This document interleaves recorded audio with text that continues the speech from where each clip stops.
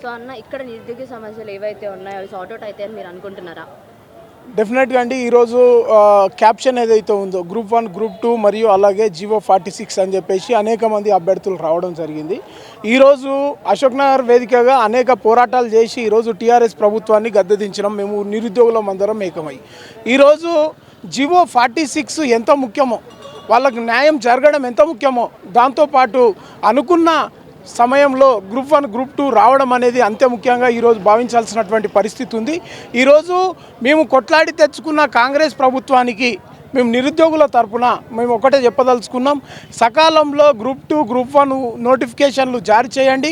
MP elections కంటే ముందు ఏదైతే ఉందో అది మరి గ్రూప్ 2 అనేది 1500 పోస్టులతోని, మరి గ్రూప్ 1 అనేది 700 పైచిలకు పోస్టులతోని నోటిఫికేషన్స్ జారీ చేస్తేనే ఈరోజు నిరుద్యోగులు ఏదైతే కలలు కానీ మరి కాంగ్రెస్ ప్రభుత్వాన్ని తెచ్చుకున్నారో ఆ కలలు సాకారం అవుతాయి. ఆ దిశగా ఆలోచన చేయాల్సినటువంటి అవసరం ఉంది. ముఖ్యంగా చూస్తే ఈరోజు మేము వచ్చినాం, ఇక్కడ ప్రోగ్రాం ఏదైతే క్యాప్షన్ ఉందో దానికి అనుగుణంగా జరగలేదు, కేవలము జీవో 46 మీదే జరగడం అనేది ఇది చాలా బాధాకరమైనటువంటి విషయం. జీవో 46తో పాటు మరి గ్రూప్ 1, గ్రూప్ 2 అభ్యర్థుల యొక్క కలలు సాకారం చేయాల్సినటువంటి అవసరము రేవంత్ రెడ్డి గారి పైన ఉందని చెప్పేసి ఈ సందర్భంగా స్పష్టం చేయదలుచుకున్నాం. సో ఇప్పుడు మీరైతే బల్మూరు వెంకట్ గారు అయితే ఉన్నారు ఎమ్మెల్సీ, అతనికి మీరు కనీసం చెప్పారా మరి ఇట్లా గ్రూప్ 1 అండ్ గ్రూప్ 2 నోటిఫికేషన్స్ ఏవైతే ఉన్నాయో అవి ఖచ్చితంగా వెంటనే మా ఎగ్జామ్స్ అనేవి నిర్వహించాలని చెప్పి? డెఫినెట్గా అండి. ఈరోజు మీరు చూస్తూ ఉంటే అశోక్ నగర్లో నిరుద్యోగ చైతన్య యాత్ర అనేది చేసి ఈరోజు ప్రభుత్వం రావడంలో కీలక పాత్ర పోషించడం అశోక్ నగర్ నిరుద్యోగులుగా. ఈరోజు బల్మూరు వెంకటన్న ప్రమాణం స్వీకారం చేసినప్పటి నుంచి అందుబాటులోకి రాలేనటువంటి సందర్భంగా అతనికి రిక్వెస్ట్ చేయలేము. మేము ఈ సందర్భంగా మీ ద్వారా రిక్వెస్ట్ చేయదలుచుకున్నాం బల్మూరు వెంకటన్నకు కానీ ప్రభుత్వానికి కానీ, దయచేసి ఇప్పటికైనా సరే మరి ఏదైతే ఫిబ్రవరి 1వ తారీఖు మరి నోటిఫికేషన్ రిలీజ్ చేస్తామని చెప్పేసి క్యాలెండర్ ప్రకటించిందో ఈ కాంగ్రెస్ ప్రభుత్వం, మరి ఆ దిశగా తొందరగా అతి తొందరలో మరి నోటిఫికేషన్ జారీ చేయాలి. ఇప్పటికే చాలా లేట్ అయిపోతుంది.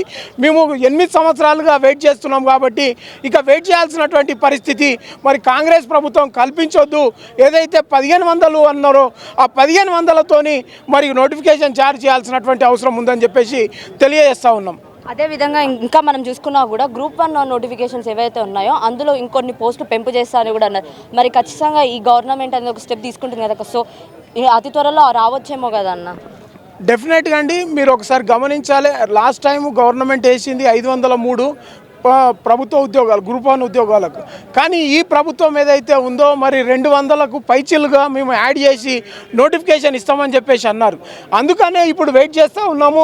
ఇప్పటికే కొంతసేపటి క్రితం ఒక నోటిఫికేషన్ అనేది వచ్చింది, దాంట్లో 60 ఉద్యోగాలు యాడ్ చేస్తున్నాం గ్రూప్ 1 అని చెప్పేసి చెప్పారు.